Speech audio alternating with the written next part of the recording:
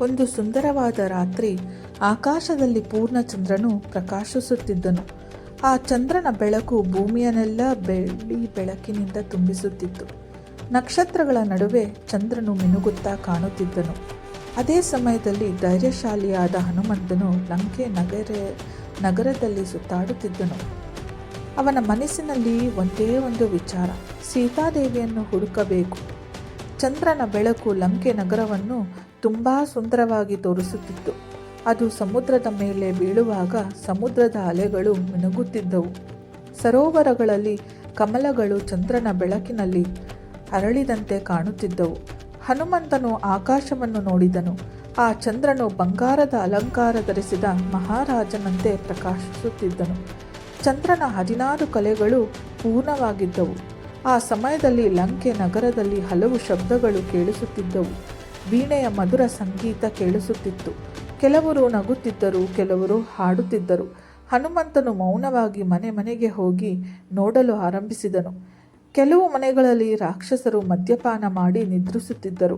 ಕೆಲವರು ಒಬ್ಬರೊಂದಿಗೆ ಜಗಳ ಮಾಡುತ್ತಿದ್ದರು. ಕೆಲವರು ದೊಡ್ಡ ದೊಡ್ಡ ಶಸ್ತ್ರಾಸ್ತ್ರಗಳನ್ನು ಹಿಡಿದು ಅಭ್ಯಾಸ ಮಾಡುತ್ತಿದ್ದರು. ಕೆಲವು ಮನೆಗಳಲ್ಲಿ ರಾಕ್ಷಸರ ಪತ್ನಿಯರು ಸುಂದರವಾಗಿ ಅಲಂಕಾರ ಮಾಡಿಕೊಂಡು ನಿದ್ರಿಸುತ್ತಿದ್ದರು. ಕೆಲವರು ತಮ್ಮ ಪತಿಗಳೊಂದಿಗೆ ಸಂತೋಷವಾಗಿ ಮಾತನಾಡುತ್ತಿದ್ದರು. ಕೆಲವರು ಕೋಪದಿಂದ ಪತಿಗಳ ಮೇಲೆ ಮುಖ ತಿರುಗಿಸಿಕೊಂಡು ಕುಳಿತಿದ್ದರು. ಹನುಮಂತನು ಈ ಎಲ್ಲವನ್ನು ಗಮನದಿಂದ ನೋಡುತ್ತಿದ್ದನು. ಅವನಿಗೆ ಅನೇಕ ಸುಂದರ ಸ್ತ್ರೀಯರು ಕಾಣಿಸಿದರು. ಕೆಲವರು ಚಿನ್ನದಂತೆ ಹೊಳೆಯುತ್ತಿದ್ದರು, ಕೆಲವರು ಚಂದ್ರನಂತೆ ಮಿನುಗುತ್ತಿದ್ದರು. ಆದರೆ ಹನುಮಂತನ ಮನಸ್ಸಿನಲ್ಲಿ ಒಂದೇ ಪ್ರಶ್ನೆ: ಇವರಲ್ಲಿ ಸೀತಾದೇವಿ ಎಲ್ಲಿದ್ದಾರೆ?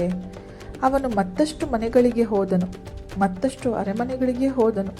ಆದರೂ ಎಲ್ಲಿಯೂ ಸೀತಾದೇವಿ ಕಾಣಲಿಲ್ಲ. ಸೀತಾದೇವಿ ಯಾರು?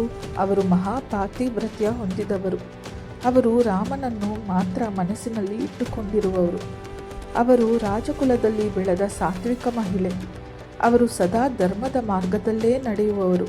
ಆದ್ದರಿಂದ ಹನುಮಂತನು ಎಷ್ಟೇ ಸುಂದರ ಸ್ತ್ರೀಯರನ್ನು ನೋಡಿದರೂ ಅವರಲ್ಲಿ ಯಾರನ್ನೂ ಸೀತಾದೇವಿ ಎಂದು ಭಾವಿಸಲಿಲ್ಲ.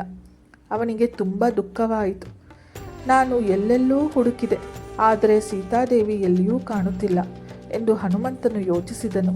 ಸ್ವಲ್ಪ ಸಮಯಕ್ಕೆ ಅವನು ತುಂಬ ದುಃಖಿತನಾದನು. ಕ್ಷಣಕಾಲ ಅವನಿಗೆ ಏನು ಮಾಡಬೇಕು ಎಂಬುದೇ ತಿಳಿಯಲಿಲ್ಲ. ಆದರೆ ತಕ್ಷಣ ಅವನು ತನ್ನ ಮನಸ್ಸನ್ನು ಬಲಪಡಿಸಿಕೊಂಡನು. ನಾನು ಹನುಮಂತನು, ನಾನು ಕೈಬಿಡುವುದಿಲ್ಲ. ಸೀತಾದೇವಿಯನ್ನು ಕಂಡುಹಿಡಿಯುವವರೆಗೂ ಹುಡುಕುತ್ತೇನೆ ಎಂದು ನಿರ್ಧರಿಸಿದನು. ಅವನು ಮತ್ತೆ ಧೈರ್ಯದಿಂದ ಲಂಕೆಯ ಇನ್ನಷ್ಟು ಸ್ಥಳಗಳಿಗೆ ಹೋಗಲು ಆರಂಭಿಸಿದನು. ಮುಂದಿನ ಭಾಗದಲ್ಲಿ ಲಂಕೆ ನಗರವನ್ನು ಎಲ್ಲೆಲ್ಲೂ ಹುಡುಕಿದರೂ ಹನುಮಂತನಿಗೆ ಇನ್ನೂ ಸೀತಾದೇವಿ ಕಾಣಿಸಲಿಲ್ಲ. ಆದರೆ ಅವನು ನಿರಾಸೆಯಾಗಲಿಲ್ಲ.